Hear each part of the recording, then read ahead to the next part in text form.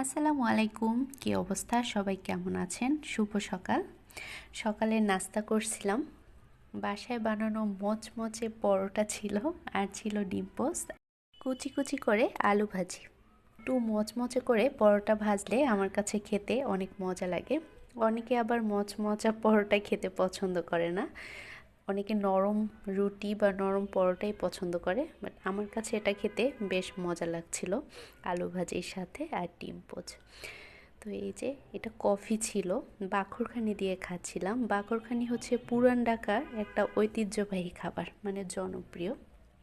বাকরখানি দিয়ে কফি খাওয়া হয়নি কখনো, চা দিয়েই খেয়েছিলাম। কফি দিয়েও খেতে বেশ মজা লাগছিল।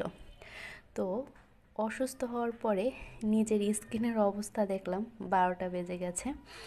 আর এমনিতেও শীত আসার পরে কেমন যেন একটু লাগছিল স্কিনটা, মানে টান টান ভাব লাগছিল। শীতের সময় এমনিতেই স্কিনের অবস্থা 12টা বেজে যায়। তো প্রথমে একটু মুলতানি মাটি দিয়ে খুব ভালোভাবে মাসাজ করে নিয়েছিলাম। এরপরে টমেটোর মধ্যে চিনি দিয়ে তারপর সেটা দিয়ে খুব ভালোভাবে একটু স্ক্রাবের মতো করলাম। টমেটোর সাথে চিনিটা মিক্সড করে স্ক্রাব করলে স্কিন বেশ সুন্দর লাগে আর কি।